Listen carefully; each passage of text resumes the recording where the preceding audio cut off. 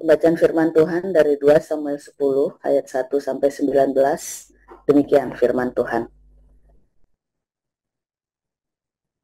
Sesudah itu matilah Raja Bani Amon, dan Hanun anaknya menjadi raja menggantikan dia. Lalu berkatalah Daud, aku akan menunjukkan persahabatan kepada Hanun bin Nahas, sama seperti ayahnya telah menunjukkan persahabatan kepadaku.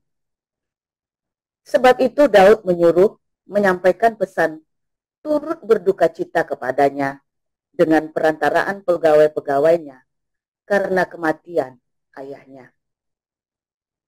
Tetapi ketika pegawai-pegawai Daud sampai kepada negeri Bani Amon itu, berkatalah pemuka-pemuka Bani Amon itu kepada Hanun, tuan mereka,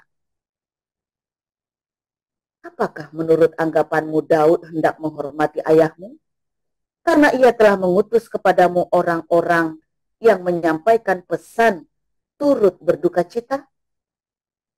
Bukankah dengan maksud untuk menyelidik kota ini, untuk mengintainya dan menghancurkannya, maka Daud mengutus pegawai-pegawainya itu kepadamu? Lalu Hanun menyuruh menangkap pegawai-pegawai Daud itu. Disuruhnya mencukur setengah dari janggut mereka dan memotong pakaian mereka pada bagian tengah sampai pantat mereka. Kemudian dilepasnya mereka. Hal ini diberitahukan kepada Daud. Lalu disuruhnya orang menemui mereka, sebab orang-orang itu sangat dipermalukan. Raja berkata, tinggallah di Yeriko sampai janggutmu itu tumbuh. Kemudian datanglah kembali. Setelah dilihat Bani Amon bahwa mereka dibenci Daud, maka Bani Amon itu menyuruh orang menyewa dari orang Aram Bit-Rehob dan orang Aram dari Zoba 20.000 orang pasukan berjalan kaki dari raja negeri Maaka 1.000 orang dan dari orang-orang Top 12.000 orang. Ketika Daud mendengar hal itu, disuruhnyalah Yoab maju dengan segenap pasukan pahlawan. Lalu Bani Amon maju, diaturnya barisan perangnya di depan pintu gerbang, sedang orang Aram dari Zoba dan dari Rehob dan orang-orang Top dan Maaka ada tersendiri di padang. Ketika Yoab melihat bahwa serangan itu mengancam dia dari depan dan dari belakang, maka dipilihnyalah sebagian dari orang pilihan Israel, lalu ia mengatur barisan mereka berhadapan dengan orang Aram itu. Selebihnya dari rakyat itu ditempatkannya di bawah pimpinan Abisai, adiknya, yang mengatur barisan mereka berhadapan dengan Bani Amon itu. Lalu berkatalah Yoab, jika orang Aram itu lebih kuat daripadaku, maka haruslah engkau menolong aku. Tetapi jika Bani Amon itu lebih kuat daripadamu, maka aku akan datang menolong engkau. Kuatkanlah hatimu, dan marilah kita menguatkan hati untuk bangsa kita dan untuk kota-kota Allah kita. Tuhan kiranya melakukan yang baik di matanya. Lalu Yoab dan tentara yang bersama-sama dengan dia maju berperang melawan orang Aram, dan orang-orang itu melarikan diri dari hadapannya. Ketika Bani Amon melihat bahwa orang Aram sudah melarikan diri, maka mereka pun larilah dari hadapan Abisai dan masuk ke dalam kota. Sesudah itu, pulanglah Yoab setelah memerangi Bani Amon dan sampailah ia ke Yerusalem. Ketika orang Aram melihat bahwa mereka telah terpukul kalah oleh orang Israel, maka berkumpullah mereka bersama-sama. Juga Hadadezer menyuruh orang Aram yang di seberang sungai Efrat maju berperang. Mereka sampai ke Helam di bawah pimpinan Sobak, panglima tentara Hadadezer. Setelah hal itu diberitahukan kepada Daud, maka dikumpulkannya seluruh orang Israel. Diseberanginya sungai Yordan, lalu sampai ke Helam. Orang Aram mengatur barisannya berhadapan dengan Daud dan bertempur melawan dia. Tetapi orang Aram itu lari dari hadapan orang Israel, dan Daud membunuh dari orang Aram itu 700 ekor kuda kereta dan 40.000 orang pasukan berkuda. Sobak, panglima tentara mereka, dilukainya sedemikian hingga ia mati di sana. Ketika dilihat semua raja yang takluk kepada Hadadezer bahwa mereka telah terpukul kalah oleh orang Israel, maka mereka mengadakan perdamaian dengan orang Israel dan takluk kepada mereka. Sesudah itu, takutlah orang Aram memberi pertolongan lagi kepada Bani Amon. Demikian. Pembacaan firman Tuhan dilanjut dengan 1 Korintus 9 ayat 1 sampai 27. Bukankah aku rasul? Bukankah aku orang bebas? Bukankah aku telah melihat Yesus Tuhan kita? Bukankah kamu adalah buah pekerjaanku dalam Tuhan? Sekalipun bagi orang lain aku bukanlah rasul, tetapi bagi kamu aku adalah rasul. Sebab hidupmu dalam Tuhan adalah metrai dari kerasulanku. Inilah pembelaanku terhadap mereka yang mengkritik aku. Tidakkah kami mempunyai hak untuk makan dan minum? Tidakkah kami mempunyai hak untuk membawa seorang istri Kristen dalam perjalanan kami seperti yang dilakukan rasul-rasul lain dan saudara-saudara Tuhan dan Kepas? Atau hanya aku dan Barnabas sajakah yang tidak mempunyai hak untuk dibebaskan dari pekerjaan tangan? Siapakah yang pernah turut dalam peperangan atas biayanya sendiri? Siapakah yang menanami kebun anggur dan tidak memakan buahnya? Atau siapakah yang menggembalakan kawanan domba dan yang tidak minum susu domba itu? Apa yang kukatakan ini bukanlah hanya pikiran manusia saja. Bukankah hukum Taurat juga berkata-kata demikian? Sebab dalam hukum Musa ada tertulis, janganlah engkau memberangus mulut lembu yang sedang mengirik. Lembukah yang Allah perhatikan? Atau kitakah yang ia maksudkan? Ya, untuk kitalah hal ini ditulis, yaitu pembajak harus membajak dalam pengharapan dan pengirik harus mengirik dalam pengharapan untuk memperoleh bagiannya. Jadi, jika kami telah menaburkan benih rohani bagi kamu, berlebih-lebihankah kalau kami menuai hasil duniawi daripada kamu? Kalau orang lain mempunyai hak untuk mengharapkan hal itu daripada kamu, bukankah kami mempunyai hak yang lebih besar? Tetapi kami tidak mempergunakan hak itu. Sebaliknya, kami menanggung segala sesuatu supaya jangan kami mengadakan rintangan bagi pemberitaan Injil Kristus.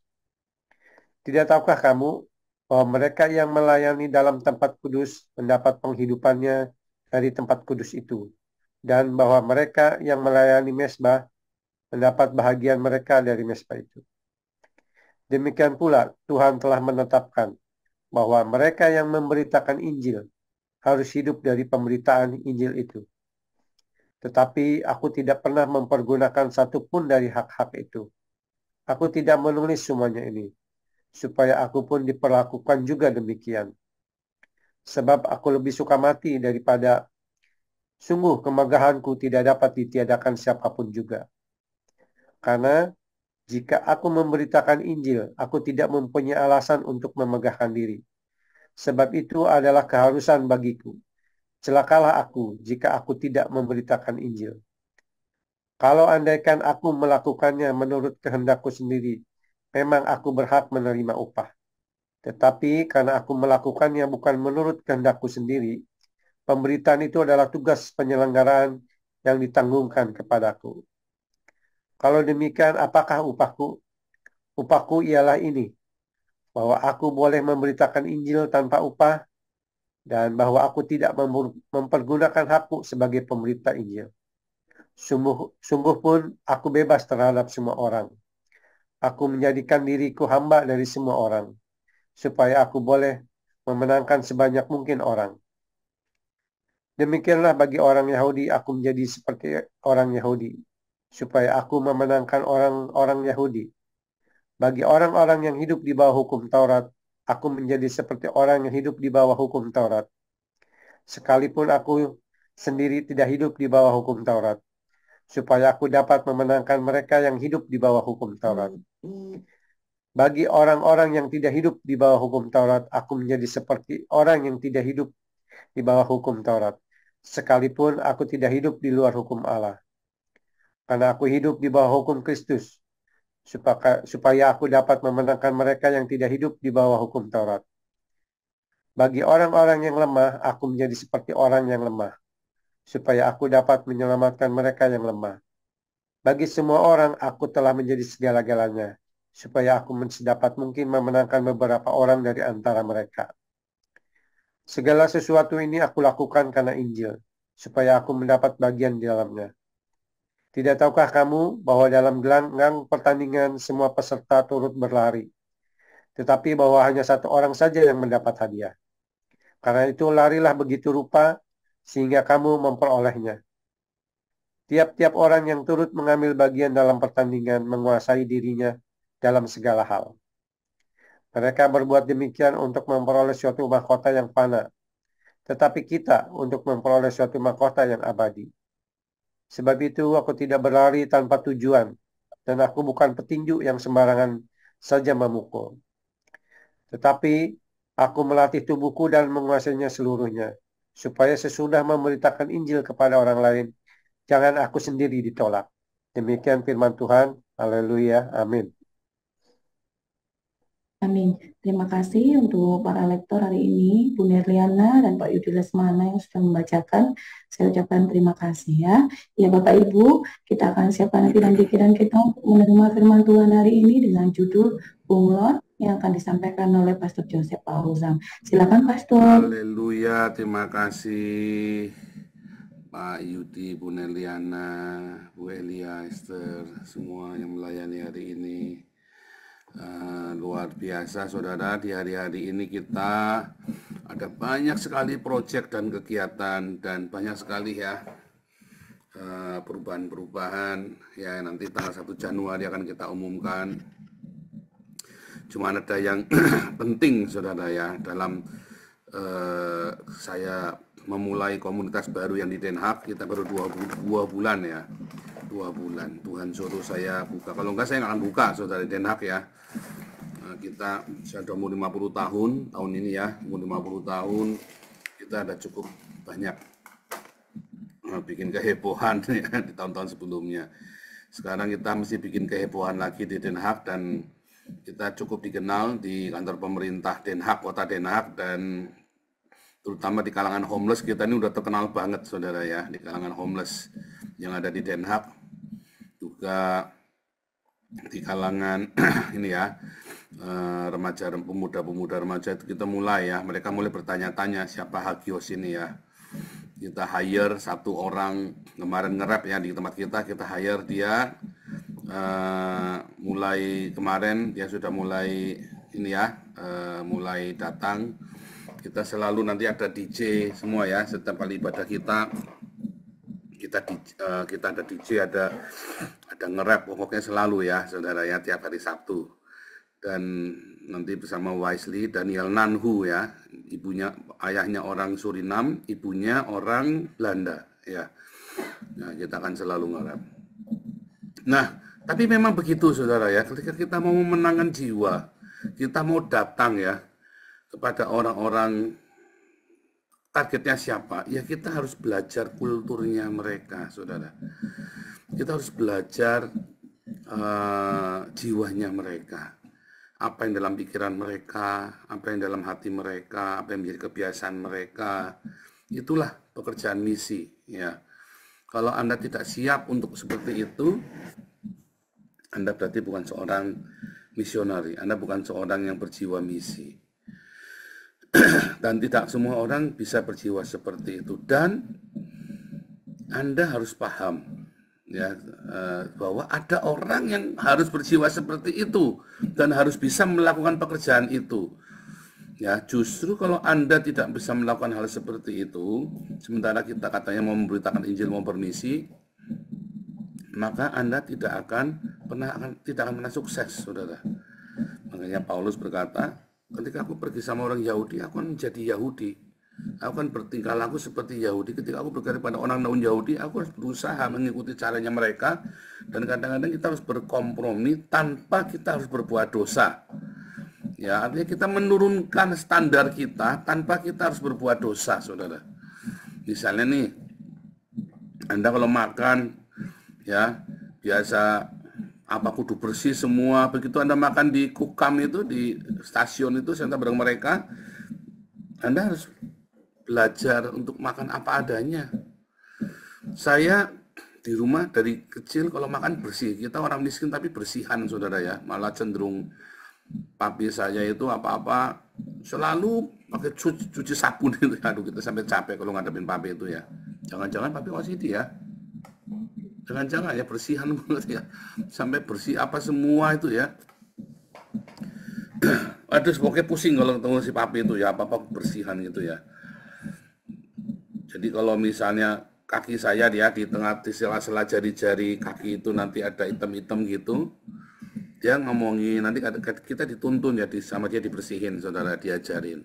Nah, begitu kita sudah ini diancam, saudara, kalau kamu tidak bersih, nanti kakinya mau diputus, saudara, kelingking. Dulu ada pintu dicopot, giginya mau disikat pakai sikat emas, sikat itu, tapi kan tukang kemasan dulu ya. Aduh, pokoknya serem-serem ancamannya, saudara. Nah, kalau kita biasa bersihan, saya kalau makan biasa bersihan, nggak bisa makan jorok, saudara ya. Makan jorok saya pasti diare. Nah, begitu kan Anda di Kukam, Anda kumpul sama orang-orang ini, Anda kudu makan seperti itu. Aduh, itu paling sengsara saya, saudara ya. Kalau udah begitu makan sama orang-orang gelandangan ini, saya paling sengsara. Saya kalau penginjilan, saya paling susah itu makan, ya. Kalau saya mau penginjilan ke orang-orang jalanan dulu waktu di Indonesia ya, saya kan kudu siap makan bersama mereka, lesehan sama mereka, minum bareng mereka, saudara. Kalau Anda tidak bisa minum bareng mereka, Anda nggak akan diterima. Salah satu penginjilan di suku Indian, kalau Anda nggak bisa menghisap pipa perdamaiannya mereka, Anda tidak akan diterima, saudara. Jadi diterima Injilmu pun tidak akan diterima. Anda kalau ditawari ngerokok, ya Anda kudu ngerokok bareng sama mereka. Maka Anda kan bisa.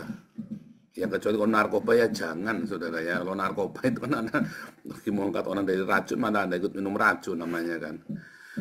Nah, ketika kita penginjilan, ada sampai batas-batas titik kompromi yang harus kita lakukan, saudara. Kalau Anda tidak bisa melakukan itu, maka jangankan beritamu, saudara. Kamu aja nggak bakal diterima. Jangankan beritanya, kamunya aja nggak diterima. Kamu baru ngomong nggak bakal didengar.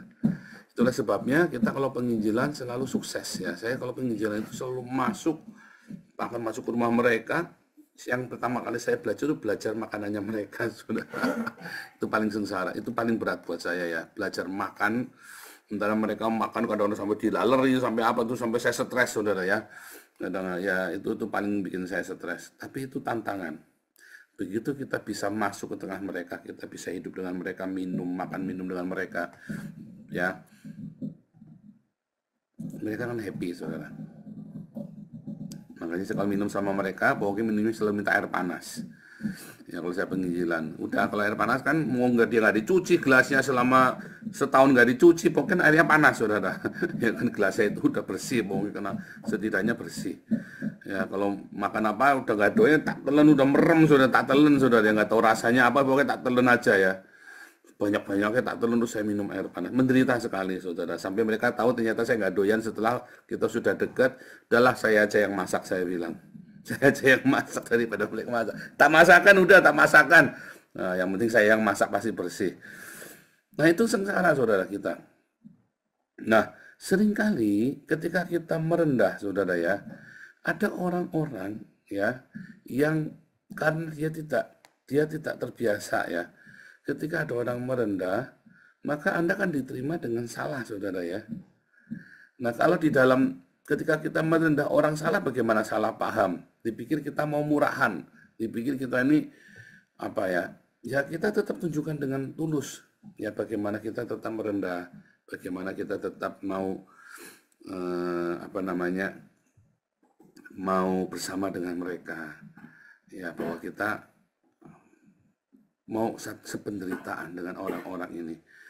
Jadi kalau Anda menginjil, Anda jangan merasa high, merasa tinggi saudara. Jiwa kita yang selalu merasa high, atau misalnya nih saya orang Tionghoa, selalu merasa lebih tinggi daripada orang-orang pribumi. Ya kan, kalau orang-orang Tionghoa itu karena kita digencat sama orang pribumi, maka orang-orang Tionghoa di Indonesia itu selalu merasa bisik-bisik itu ya, itu orang lebih rendah. Kecuali kalau udah Kristen udah nggak ada pikiran begitu ya. Kalau udah maksudnya kalau sama-sama di gereja ya sudah nggak mikir bahwa itu orang pribumi, itu bukan pribumi. Rasanya sih sudah nggak, karena sepupu saya sendiri banyak yang menikah sama orang Manado, sama orang Jawa ya, karena Kristen. Ya, karena Kristen ajaib ya, Tuhan Yesus membuat kita bersatu sehingga nggak peduli sukunya apa. Tetapi saudara, kadang-kadang kita merasa lebih tinggi kastanya daripada orang lain. Nah, hal seperti inilah yang membuat kita tidak bisa menyatakan cinta itu dengan benar, saudara. Begitu kita merasa kasta kita atau budaya Tionghoa lebih tinggi daripada budaya pribumi, atau orang Jawa merasa lebih mulia daripada orang Bali, atau orang Sunda merasa lebih mulia daripada orang Jawa Tengah, dan seterusnya ya, maka Anda tidak akan pernah bisa mengasihi dengan benar, saudara. Kalau itu masih ada di dalam keluargamu, masih dalam pikiranmu, itu kadang-kadang kita kalau ngomong-ngomong itu ya, ini orang cara berpikirnya beda ya saudara ya. Saya selalu, ya maaf saudara ya, kalau teman-teman yang sesama kita orang Tionghoa terus kita ngomong itu fan kui, dasar itu fan kui itu masih orang pribumi gitu ya, itu dasar otak fan kui. Saya kadang-kadang menetralisir ya, bukan saya mau menjegal, bukan saudara, tapi saya mau langsung ngatakan kamu nggak boleh ngomong begitu, kan salah juga, karena itu ada, itu nyatanya ada di dalam budaya. Dan saya sedang nggak cuma begitu doang, kita juga banyak, saya bilang. Hanya memang cara berpikir kita orang Cina kan nggak boleh. Kenapa kita berbeda? Karena kita nggak boleh jadi pegawai negeri, nggak boleh jadi polisi, nggak boleh jadi ini, nggak boleh jadi itu. Kita cuma taunya dagang.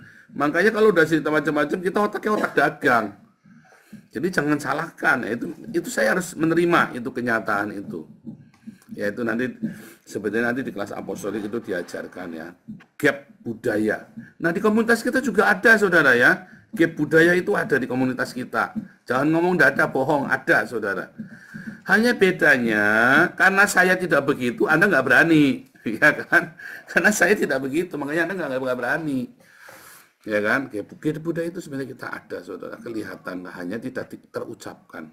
Nah, saya berdoa dan saya berharap agar gap budaya ini benar-benar nggak ada.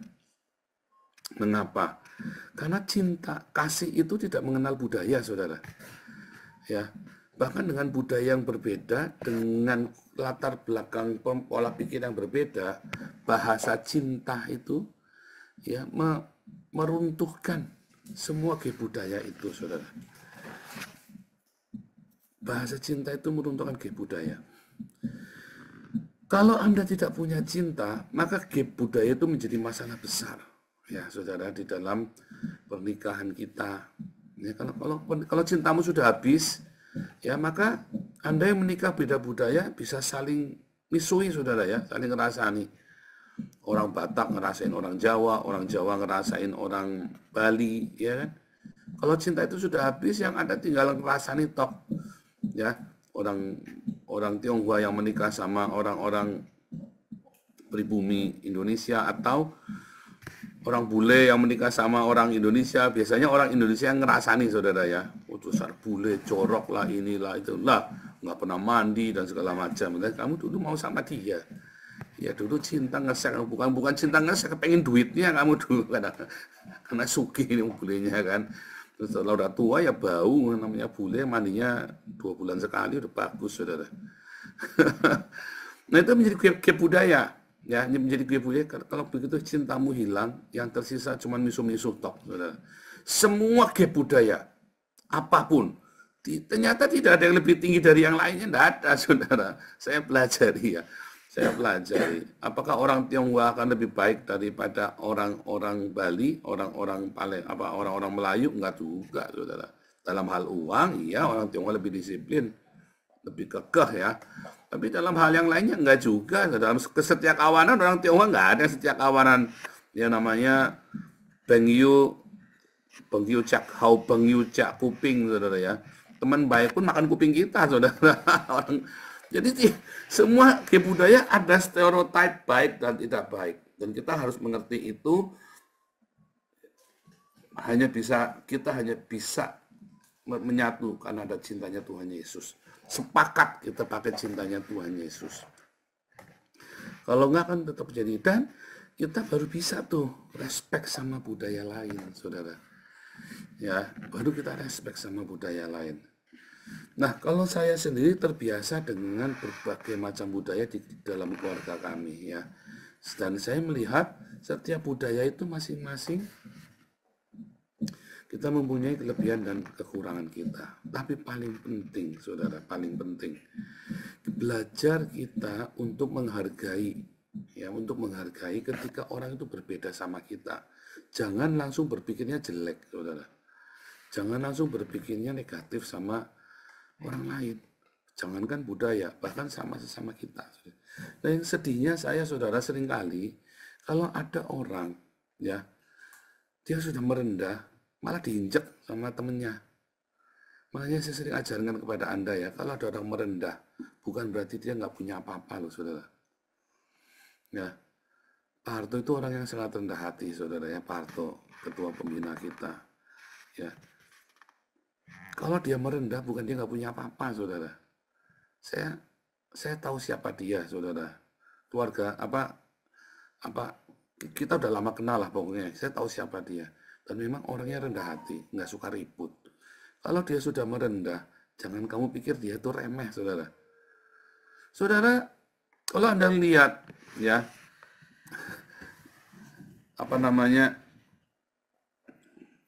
beberapa orang dari kita nih, Pak Enardo nih. Saya tidak kenal Pak Enardo, tapi saya mencoba stalking siapakah Pak Enardo. Ini Pak Enardo ini orang hebat, saudara. Kelihatannya begitu. Nah, banyak sekali orang di kita ya yang tidak mau nampak, yang style kendo, saudara. Tapi mereka itu orang-orang hebat ternyata. Saya bukan lagi muji-muji Enardo, ya kebetulan Pak Enardo kan sekarang udah jadi pembina kita ya, saudara ya. Jadi pembina di Embun Pagi ya, saudara nanti. Namun jangan berpikir bahwa kalau ada orang rendah hati, ya kebetulan kita ini semua nih nanti orang-orangnya saya cari yang kalem-kalem. Kalau ada kalem, rendah hati, dia baik, jangan kamu pikir dia lemah, saudara. Ya ini saya wanti-wanti bener-bener. Banyak orang, karena kita punya cinta, karena kita sabar, karena kita nggak suka ribut, lalu kamu nunjak, ya saudara ya. Ini saya memperingatkan kepada kita semua ya, karena saya memilih semua pengurus yang tidak suka, yang benar-benar drive ributnya itu rendah sekali, saudara ya. Kalau dulu kan kita drive ributnya kenceng banget ya, mungkin gara-gara saya juga ya. Nah sekarang kita pilih semua pengurus yang tidak suka ribut, saudara. Jadi mereka nanti nggak akan ribut, tapi nanti Anda tiba-tiba kekunci. Dan Anda jadi jengkel loh, katanya anu ribut sendiri. Nah, saudara, jangan begitu. Karena kalau kita tidak ribut, karena kita nggak mau ribut, saudara. Dan bukan berarti kita lemah. Ya, saudara ya. Dan bukan berarti kita lemah. Kalau kita tidak ribut, Bukan berarti kita nggak kuat, bukan berarti kita takut, saudara. Ya, serius saudara ya. Kalau kita nggak ribut, bukan berarti kita takut sama Anda. Tapi karena kita memang nggak mau ribut. Pak SK itu, ya itu orang hebat juga, saudara ya. Ya kalau apa-apa minggir, kalau begitu, suatu ketika kita meeting ya saudara ya, kita mau membiayai satu proyek. Tiba-tiba orang yang mau kita biayai ini ngamuk-ngamuk, Pak SK dipisu-pisui saudara ya. Saya sampai kaget saudara. Langsung oke, proyeknya kita batalin. Pak SK-nya bilang, iya ya sudah, kalau enggak mau enggak apa-apa. Jangankan Pak SK, Bu Mantu aja dipisui saudara ya. Saya bilang, saya stop. Oke, ini proyeknya kita batalin. Soalnya udah ribut saudara ya. Dan dua orang ini nggak banyak ngomong ya. Bu Mantu juga nggak banyak ngomong, Pak SK juga nggak banyak ngomong. Saya sampai mumet saudara, sayanya yang serba salah tingkah. Padahal proyek ini yang mendanai dua orang ini saudara duitnya. Lalu orang dipisui sama si pemimpin pro ini, dia nggak ngerti. Kan saya kan nggak perlu pamer, nggak perlu cerita kepada Anda bahwa proyek ini yang biaya oleh ini kan nggak perlu. Tapi dari situ saya menguji karakternya orang ini, saudara. Untung orang ini misuh di situ. Langsung kita batalkan. Sudah beli, saudara, mesinnya. Saya bilang sama Bu Mantu, udah ditaruh di posko aja, dipakai aja buat proyek kita sendiri deh. Itu, saudara ya. Kita nggak pakai bak ibu, ya kita potong. Wah, dia keblingsatan, saudara ya. Kebetulan karena teman baik ya, saya yang sungkan, saya ngomong sama dia, saya japri, Pak SK dan Bu Mantu itu yang mendanai proyekmu. Lah malah kamu maki-maki dia. Sayanya yang nggak enak, ya udah kita batalin aja. Nah itu loh saudara. Kadang-kadang kalau ada orang baik, orang nungguin kamu, kelihatannya lemah, kelihatannya orang itu murah hati, seringkali kamu injak saudara. Benar nggak? Saya banyak sekali melihat orang seperti itu. Saudara, kenapa saya banyak berkatnya, saudara? Karena ketika ada orang yang baik sama saya nggak akan injak dia, saudara. Orang baik sama saya harus respect. Saya harus lebih merendah lagi, saudara. Ya, kalau ada orang baik sama kita, kamu harus respect dan kamu harus merendah lagi. Kalau ada orang yang injek kamu, itu aja kamu nggak mau lawan. Apalagi kalau ada orang baik. Masalahnya banyak pecundang. Orang baik malah kamu injek. Contohnya, orang kalau nagih utang baik-baik kamu injek kan. Kalau nagih utang sambil bawa golok, kamu cepetan bayar, saudara. Ya kan? Tapi kalau orang nagih utang baik-baik, bawain oleh-oleh buat kamu, malah kamu injek kan.